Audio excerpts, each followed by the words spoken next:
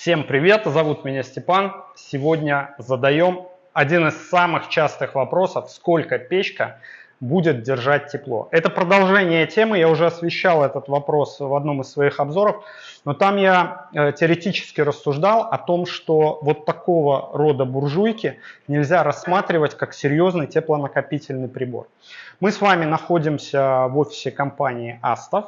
И есть у воронежских ребят печка полностью в талькохлорите. Называется модель Kiwi, Kiwi 5. Почему Kiwi, почему 5, чуть-чуть попозже поговорим. Оператором сегодня будет директор компании Astov, ну и в кадр он появится чуть-чуть позже. Итак, вес облицовки 260 килограмм и топка весит 114 килограмм. Сейчас мы увидим с вами, сколько мы израсходуем дров для того, чтобы нагреть вот эту облицовку до какой-то ощутимой температуры. Ощутимая, я имею в виду где-то 100-120 градусов. Посмотрим, прогреется ли облицовка вся или только верхняя часть, и вообще как она будет прогреваться с течением времени. Для этого взяли мы сегодня и пирометр, и тепловизор.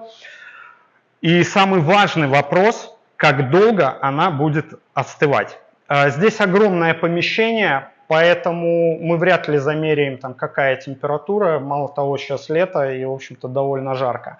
Но я буду пытать сегодня компанию Astov на предмет того, сколько ж ваши печи на самом деле могут отопить. И можно ли их, кстати, использовать как отопительный прибор. Это второй самый частый вопрос о вашей продукции. Погнали. Чтобы максимально точным был эксперимент, то мы еще с вами вес дров замеряем, который мы с вами сожжем.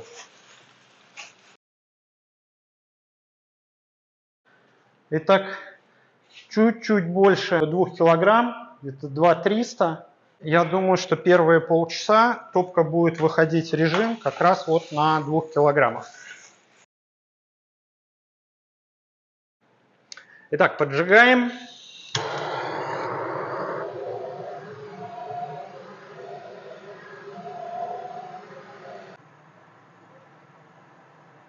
Так, пока печка разгорается, давайте всю вот эту вот массу дров померяем. Я не уверен, что ее хватит для разогрева, но тем не менее, а вдруг? Если что, взвесим потом и остальное, что будем загружать. Так, вот он пакет. Вот наши весы. Так, ну, почти 5 килограмм. 4800, 4900. По времени. По времени 11:25. Где-то так. И давайте сразу померяем температуру. Так, 27 градусов на печи. По всей ее высоте. Ну вот, видите, все печки вон, не работающие, они примерно той же температуры в комнате стоят. Какие твои прогнозы? До скольки прогреется? Камень? Да. Градусов до 100-110. Это за какое время? Я думаю, что мы сделаем 2 закладки. Вот как это сгорит. Мои ставки, что пару закладок. По времени это будет где-то часа полтора. Одна закладка у нас будет гореть под 40 минут. Если мы все с тобой сожжем, вот прям все, что мы заложили, это будет около 7 килограмм. Это около 7 килограмм. Каждый килограмм это 4 киловатта у нас. 28. 8 да. Киловатт мы примерно выделим энергии. Важный момент. 4 киловатта, я так понимаю, это же для какого-то КПД. Тут вопрос по том, что от этих 4 киловатт, в зависимости от прибора, минусуется то, что не полезная, скажем так, энергия. То есть, если агрегат у нас, допустим, 85 киловатт, то мы берем 85% от этих 28 киловатт. Ну и получаем примерно... 3,7 где-то, 3,6. Да, да. Смотри, вы же сейчас построили лабораторию, я снимал уже там, мы были. Это сильно увеличило производительность печей топок? Ну, у нас есть топка с хорошим результатом, у которой КПД 85%. Это М700 Эко. Она относительно новая модель, она еще не поступила в продажу. У нее мощность 11,5 киловатт уже полезных. И КПД 85%. Ну и очень хорошие показатели по выбросам, что важно для Европы. Но она слегка своеобразно выглядит внутри. Там очень большое изменение, то, что тебе, по крайней мере, не нравится визуально. У него увеличился дымосборник и добавились дефлектора. Именно как раз дефлектора позволяют снять энергию. То есть вот этот промежуток топки между дымоходом и топочной камерой, дымосборник, в этот момент мы должны сбросить большое количество тепла в помещение. И именно здесь кроется самый большой секрет именно вот в высоком КПД прибора. То есть в топке у нас порядка 700 градусов температура горения, а на выходе из топочной камеры у нас уже примерно 210 градусов. А что тогда вот с печками, у которых дымосборник нет, низкий? Да, возможности как раз таки сбросить, поэтому у них КПД будет заведомо ниже, нежели вот у такого отопительного прибора. Надо усложнять в любом случае путь, то есть за счет того, что мы устанавливаем несколько дымовых зубов. То есть первый слой обычно из вермикулита идет, далее из нержавеющей стали зуб. Дымовой путь усложняется, и тем самым мы тоже увеличиваем КПД топки.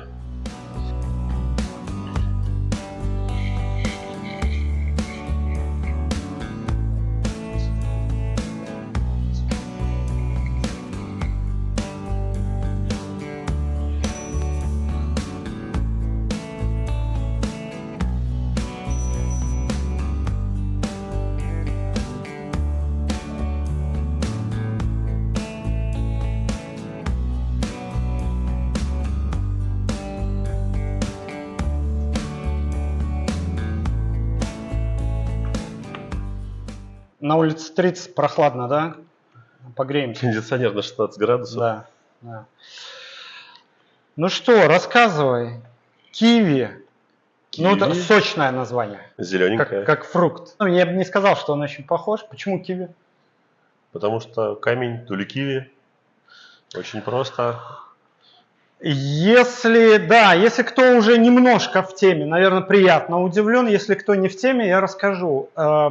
Хедлайнерами вот таких каминов теплонакопительных в камне являются производители из Финляндии. Есть два крупных производителя, это Tuulikivī и Nunnauni. Nunnauni, да. Вы сотрудничаете с компанией Tuulikivī, и они поставляют вам напрямую, да, поставки камня идут.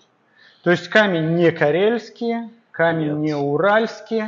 Там споры идут талькохлорид, талькомагнезит. Это вроде талькомагнезит у нас. Там видно, что магнитика. Почему камень финский? Как так оказалось?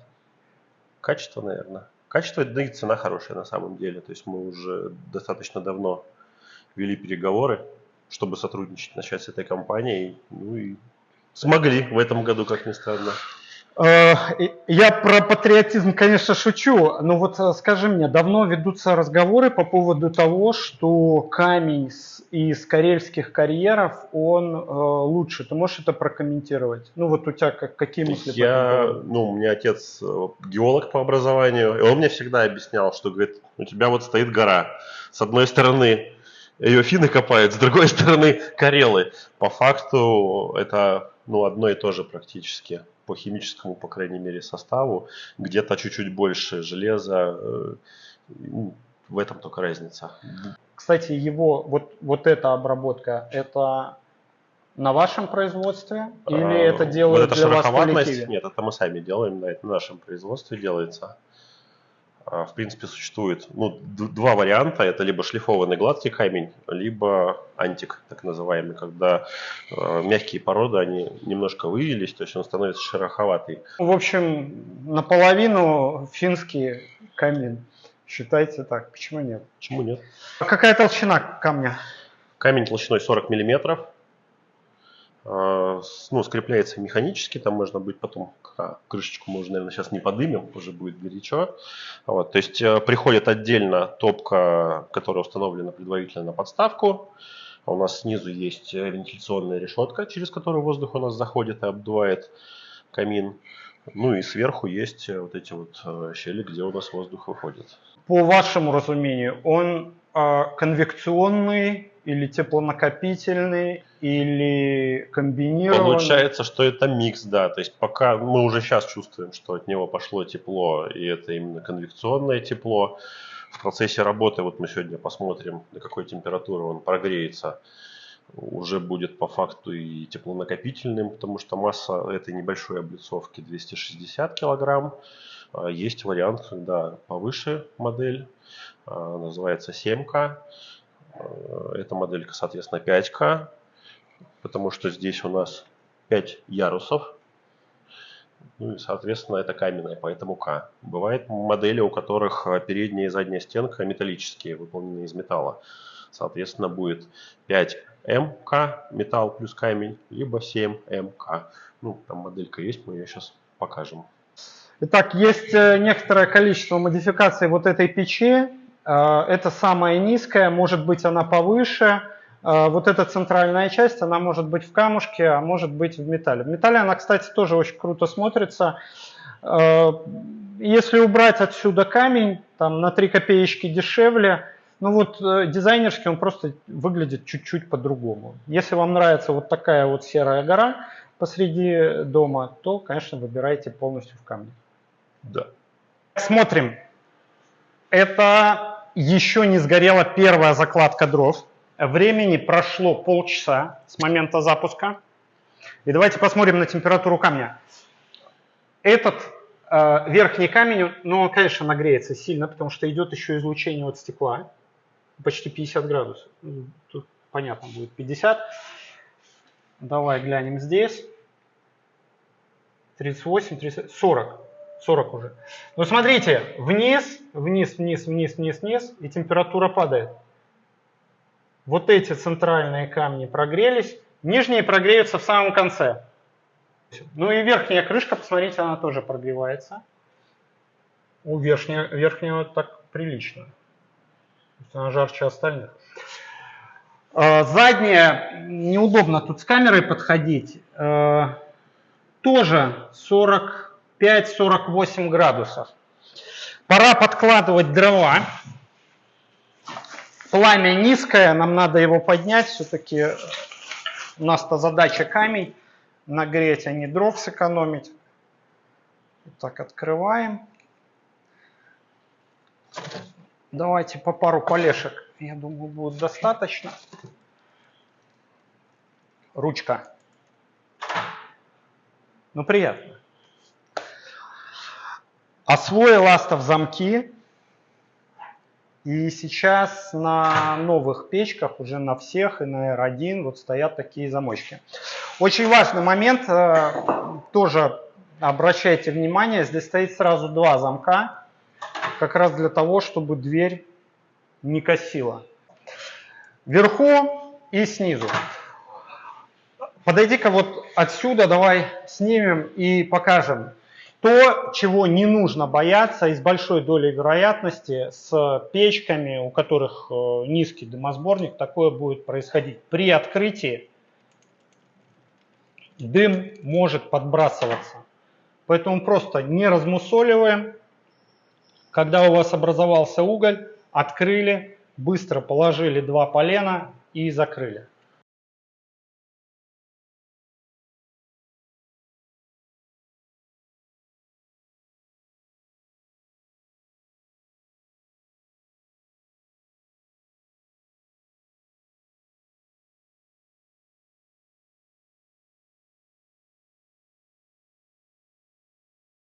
На трубе 170.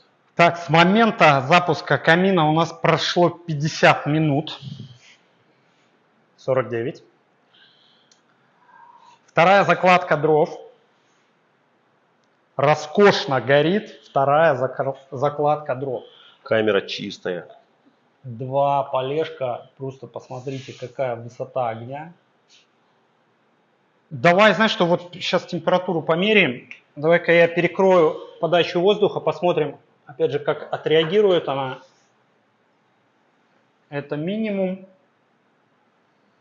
Да космос.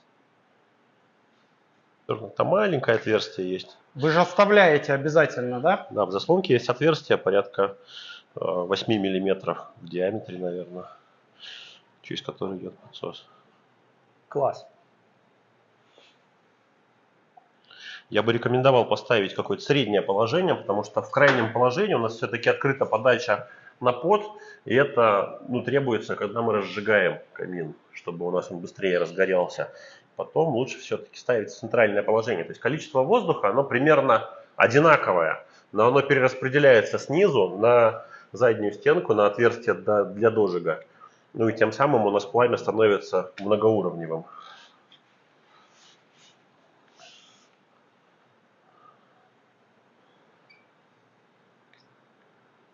А я тут для себя открыл неожиданно одну вещь.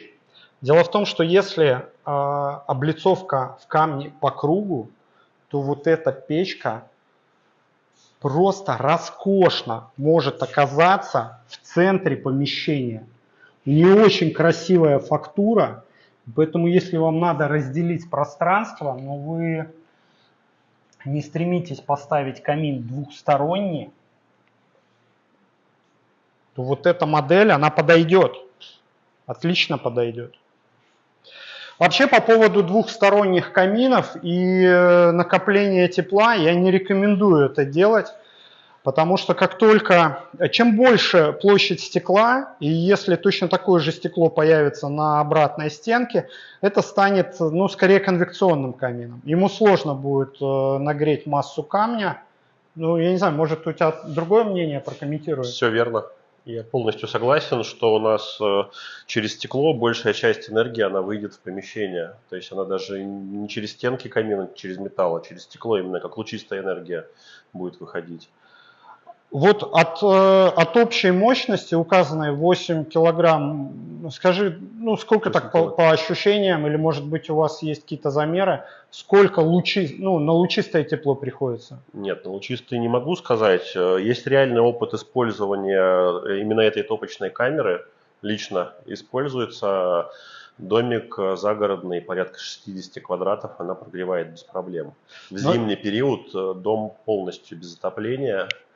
Примерно за час, за полтора уже комфортная, хорошая температура. Смотри, да, это был один из вопросов, который я хотел задать. Сколько по площади она отопит? Ты говоришь, что 60 квадратов и хватает. Но здесь надо сделать уточнение важное. Дом каркасный? Дом старый, кирпичный, но он утепленный. То есть он был полностью реконструирован. Он утеплен снутри, снаружи? Снутри. Изнутри? Получается, полностью заменена была крыша, соответственно, большая часть тепла обычно через потолок уходит.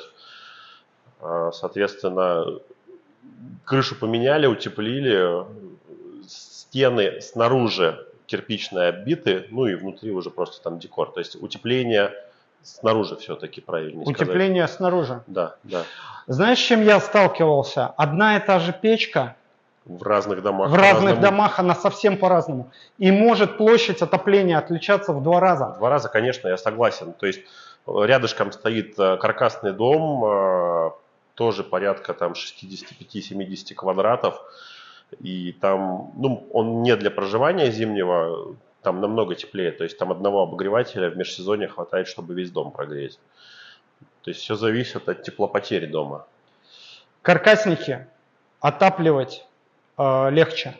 То есть конвекционно они быстро набирают температуру. Если нормальное утепление у вас хотя бы сантиметров 20, тут в Воронеже теплее, ты говоришь, и 15 вам здесь достаточно. Да, я считаю, но у нас чуть-чуть холоднее зимой, поэтому 20-ка утепления, дом быстро наберет тепло, и, в общем-то, с нормальным утеплением он будет его держать.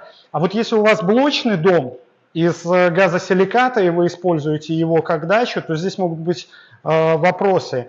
И печку, скорее всего, до уровня комфорта придется топить сутки, практически беспрерывно. Потому что очень большая масса дома, и вот этих, просто без иллюзий. Мы с вами сегодня сожжем 7 килограмм, разогреем этот камень, выведем печку на рабочий режим, но 7 килограмм недостаточно, чтобы там 15 или 20 тонн вашего дома, который там близок к нулю, ну, вывести в какой-то комфортный режим.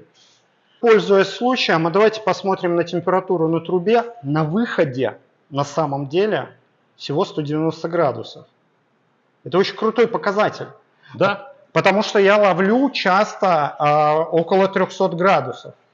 Иногда в печках аж 350 градусов на выходе. Но это уже какие-то экстремальные режимы закладки. То есть если мы количество дров увеличили раза в 2, то, наверное, тут бы тоже можно было поднять температурку близко к 300 градусам. Знаешь, я бы немножко форсировал, подложил хотя бы еще одно полено. Да, Потому давай. что так мы с тобой тут до вечера будем. А нам еще надо посмотреть, как она быстро остынет.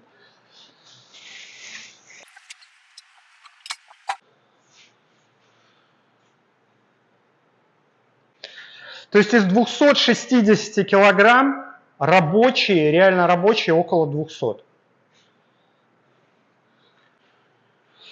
Ручка, слушай, час спустя, я ж кожу на ней не оставлю, правда? Ничего с тобой не будет. Вообще ничего со мной не происходит. Ну, дверца мягенькая по-прежнему.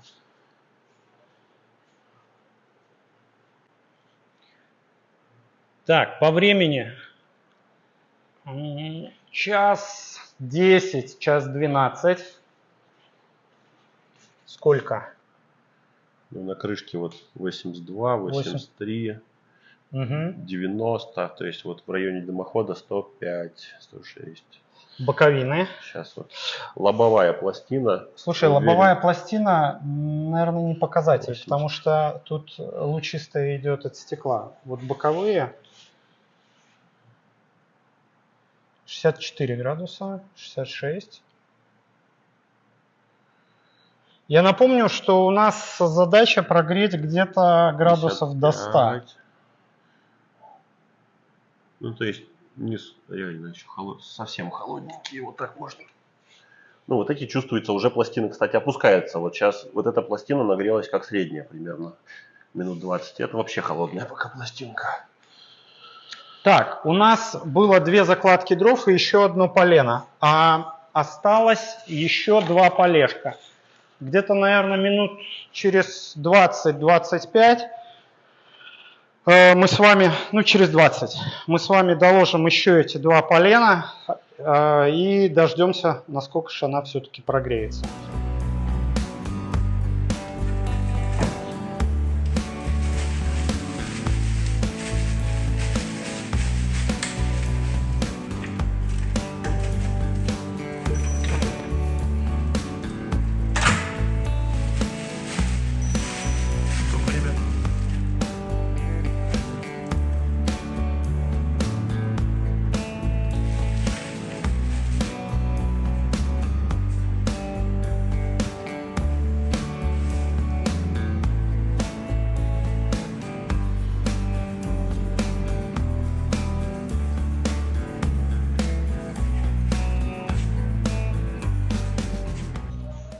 Мы закинули все дрова, какие у нас были.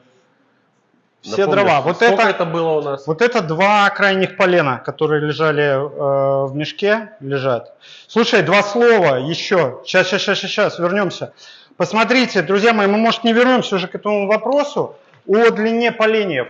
Вот эти около 40 сантиметров. И, ну, это, в общем-то, печка, в которую можно дрова закладывать смело вертикально. Да? Да. Вы так и делаете, наверное, да? Чаще даже, наверное, вертикально. Наверное, чаще так и получается, потому что не все дрова по размеру входят.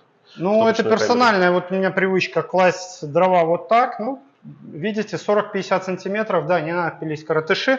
Так, давай к температуре. Что там у нас? Передняя стенка.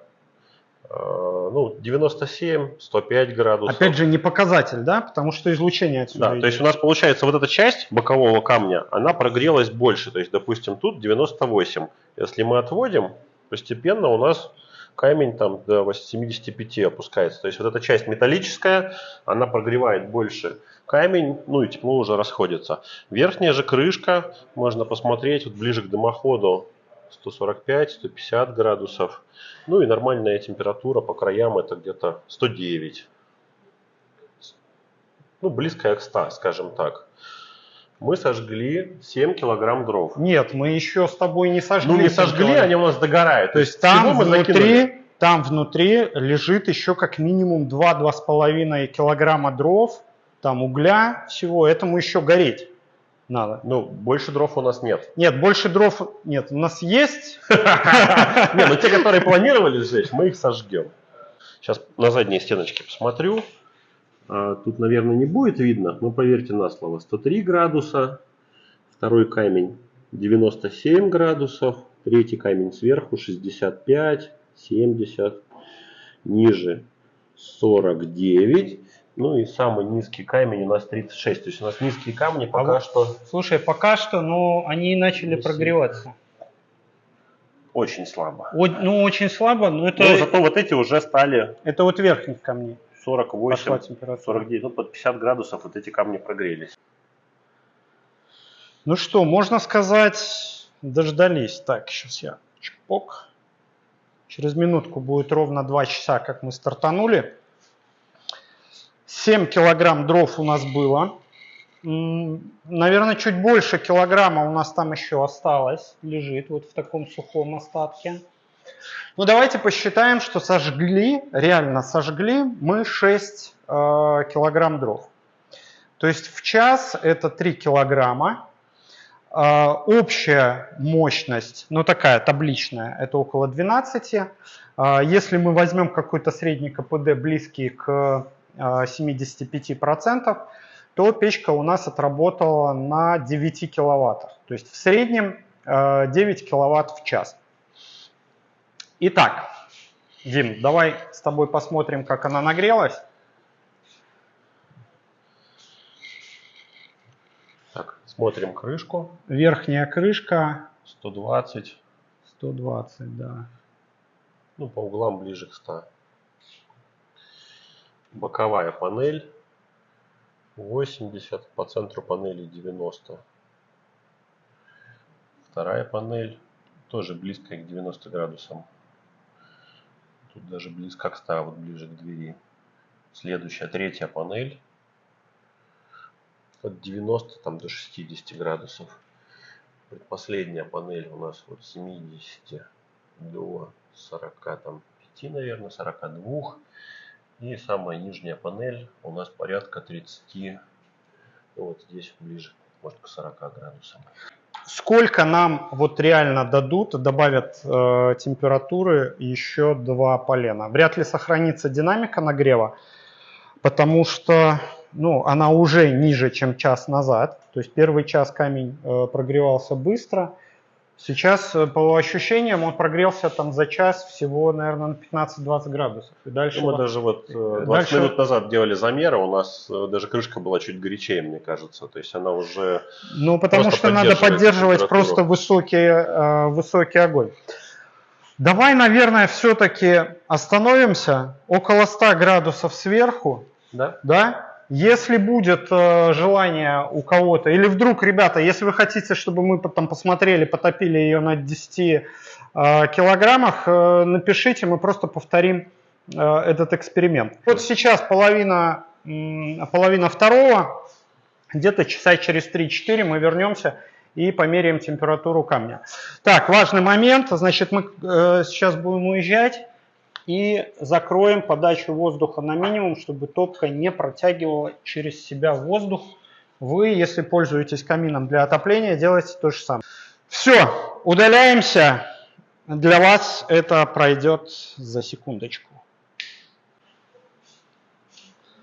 Так, с момента, как мы перестали подкладывать, прошло 2 часа. Нас здесь не было, вот мы только сейчас приехали. Значит, что мы видим? Я напомню, что мы оставили чуть-чуть, не чуть-чуть, а мы оставили закрытое поддувало. Внутри топочная камера. Ребята, она еще горячая, посмотрите. Там еще, дотлевает уголь. Видите? Это все те же 7 килограмм, больше мы не подбрасывали. Закрываем. Горячий камень. Давай посмотрим на температуру реальную. Так, была она около 90, да? Вот здесь вот эти. Вот эта зона вся у нас была порядка 90 градусов. Ну вот на 20 градусов упала. То есть ближе к двери у нас было как раз там под 100 почти, по-моему, насколько я помню. Да. То есть крышка практически вся. Крышка сильно остудилась. Остудилась, то есть, потому что было 130. 120, 130. Вот в этой зоне было горячо прям. И, ну, практически вся верхняя часть, если посмотреть, близко к 70 градусам. То есть 65, 75, грубо говоря. Но 80 градусов, друзья, это горячо. Ну, то есть оставить держать здесь руку нельзя, она сильно горячая. Вся передняя панель 80 градусов. Более того, у нас тепло постепенно опустилось. То есть, если мы посмотрим, у нас все три панели до 65, 50, и у нас эти панели прогрелись до 40. То есть, у нас тепло ушло вниз по камню. Было 36. Ну, чуть-чуть. То есть, они даже подогрелись, получается, за счет верхних камней немного. Сейчас, вот спустя 2 часа, да, печка горячая. Понятно, про 12 часов речь не идет. Нет, не будет. Я ставлю, что 4-5 часов активно отдает тепло, вряд ли больше. Ну, мы можем еще замеры сделать. Ну, Да. попросим ребят здесь в салоне, они нам сделают замеры. Какие ребята в салоне? Мы Сами? Мы ребята в салоне. Мы да. ребята в салоне? Приедем. Значит, Ну, конечно, дальше я болеть. своими глазами увижу, пощупаю. И будет потом понятно. Знаешь что, почему, возможно, остывает быстро верхняя крышка? Потому что здесь идет конвекция она протягивает хорошо. Вообще, а можно попробовать ее каким-то образом ограничивать? Ну, например, поставить какую-то задвижку, например, вниз или вверх, если нужно остановить конвекцию. А если эту задвижку закроют случайно, когда будут топить? Твоей топке придет трындец. Не факт. Хочешь проверить? Ну, я думаю, что лучше не делать на самом деле. Ну, по крайней мере, без испытаний мы можем попробовать к нашей следующей встрече попробовать подготовить тест, когда мы ее полностью закроем. Точнее, сделать регулировку. Я тебе даже так скажу. Есть модели печей, которые перекрываются. То есть, когда она должна работать как теплонакопитель, не как конвектор, то сверху стоит ручка, которая действительно перекрывает конвектор. Ну, это сделано для того, чтобы дольше удержать тепло? Да, это сделано конкретно, да, для этого. Просто с боковыми слишком стенками большой, как раз ты хочешь сказать, сброс тепла через тоже верх. не нужен. Да. Его просто ограничить. Да. Это ведь запрос у людей на длительность остывания. То есть они-то нагрели, вот пока печка работает, тепла по-любому с избытком. Угу. Им потом нужно, чтобы она отдавала, но отдавала не так активно. Если сделать сверху какую-то сложную систему из камней, ну то есть поддерживающую систему, чтобы мы могли еще несколько уровней камней сделать, я думаю, что это может чуть-чуть притормозить конвекцию еще. Ну и объем даст для накопления, который хорошо прогреется. Да. И вот в этом плане вот эта высокая модель, она будет более интересна. Ну, потому что у нас, как мы видим, по той прогревается, ну, где-то вот эта вся зона. Все, что ниже, оно постольку. А вот вниз, вот эти самые нижние части на этой модели, они, можно сказать, что не рабочие. То есть они не прогреются. Ну, это только для удобства, чтобы ты сидел и видел камин. То есть кому какую высоту требуется. Да. Ну, и от объема помещения зависит. Если помещение небольшое, то пониже. Да ладно. Горячо. Ну, 60. Так, друзья мои, 3 часа. 3 часа с небольшим прошло. Да, ты прикалываешься, да? Нет, 60 градусов, но я тебе же показываю. Реально, как бы это крышка 59. А было 70? Да, на то 10 градусов. За час на 10 градусов упала температура. 57. А ну-ка вниз, скажи. Снизу не сильно меняется. А вот низ Было 50. остывает медленнее, чем вверх. Посмотрите, вот через 3 часа печка прямо горячая. Вот, ну, можно держать руку, но так, еле-еле вот касаясь. Прям прислониться уже горячо. Так, я сейчас занимаюсь очень интересным делом. Значит, талькомагнезит имеет такую особенность. Он очень хорошо впитывает, ну, там, не знаю, грязь и извините, пот с рук.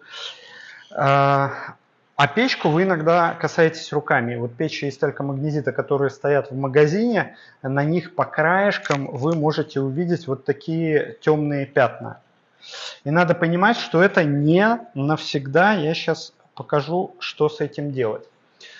Вы берете ацетон и берете обязательно чистую тряпочку.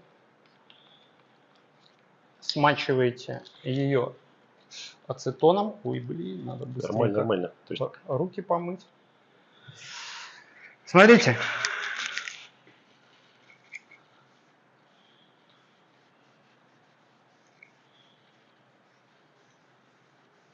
Фу.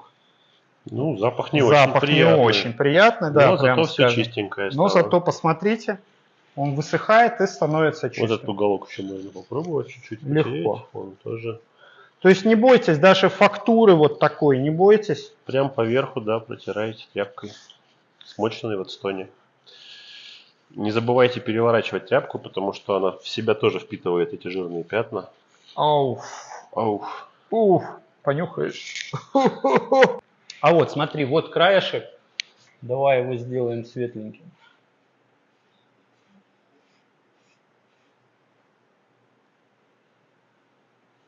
Прекрасно, Карл. Работает. Все стало чистенько.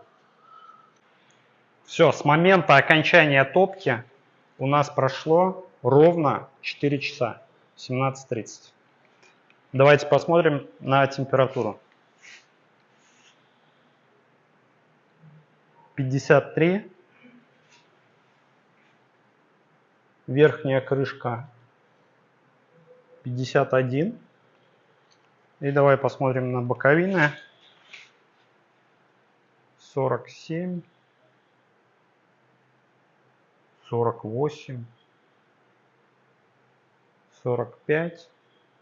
40. 30. 33. Нижний. Итак, что нам удалось сегодня выяснить? Что в среднем печка нагретая теряет около 10 градусов в час.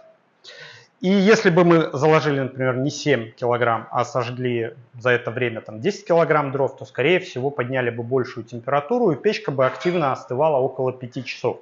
Ну и такой был прогноз, где-то около 4-5 часов.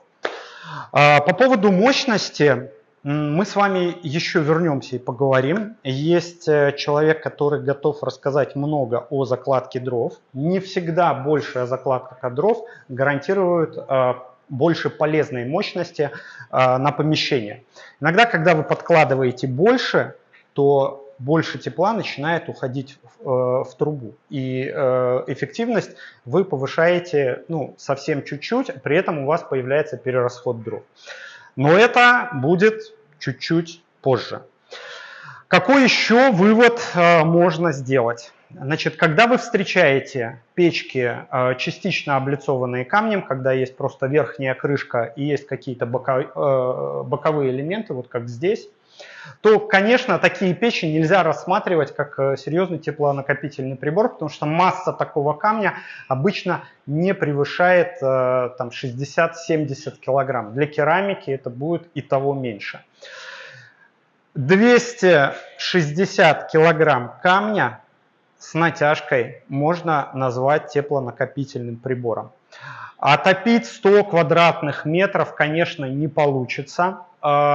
Печка комбинированная, она и конвекционная, и теплонакопительная.